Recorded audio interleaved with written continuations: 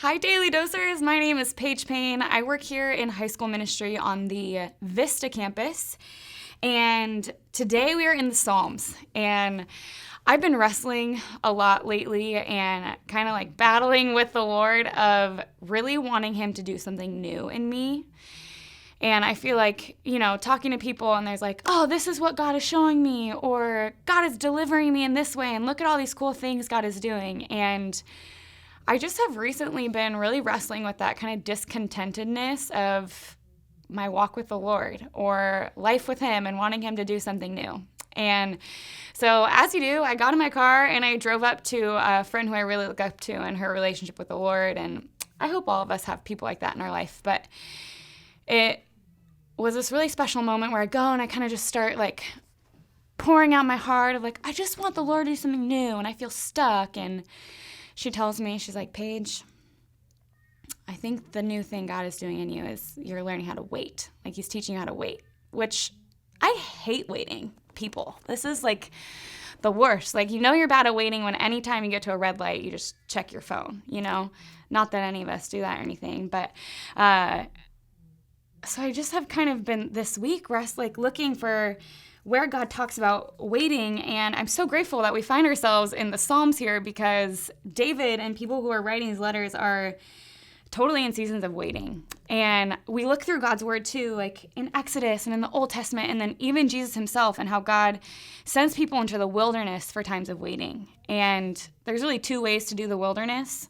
One is waiting and one is wandering. And wandering is kind of just this going around impatient, trying to control, trying to manipulate, trying to find our way out. And waiting is kind of this sense of peace and this sense of trust and knowing that something's going to happen, and it's just staying steadfast and faithful waiting because it's not yours to control. It's not yours to dig your way out of. It's not ours to make something happen. We're trusting in peace because we're waiting.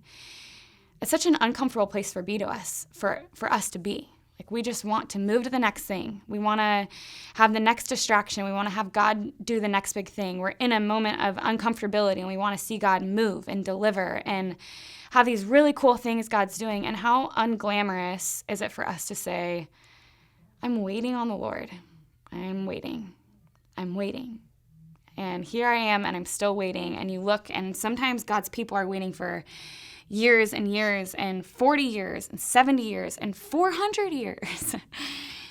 And so I find a lot of peace here in Psalm 33 as I'm in a season of waiting, and I find a ton of comfort here. And so let me read for us, just a couple of verses from here that I hope we can all be encouraged for those of us who are waiting for something. So verse 4, it starts with this. It says, "For the word of the Lord is right and true.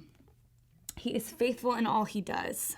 Skipping down to verse 10, it says, "The Lord foils the plans of the nations. He thwarts the purposes of the peoples.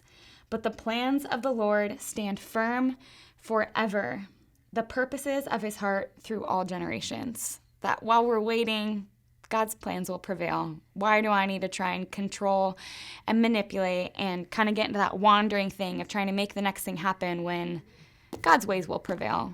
He has the best ways, and they will prevail. And then this, it says in verse 16 through 22, which, again, I hope we're just encouraged this morning. "No king is saved by the size of his army. No warrior escapes by his great strength. A horse is a vain hope for deliverance. Despite all its great strength, it cannot save. But the eyes of the Lord are on those who fear Him, on those who hope in His unfailing love, to deliver them from death and to keep them alive in famine. We wait in hope for the Lord. He is our shield and our help. In Him our hearts rejoice, for we trust in His holy name. May your unfailing love be with us, Lord, even as we put our hope in You." And that we can be people who wait, knowing that God's word is true, that He is faithful, that when He says something's going to happen, His plans and His promises prevail. And my goodness, how we can just trust in peace and in hope as we wait upon the Lord. Have a great day, Daily Dosers.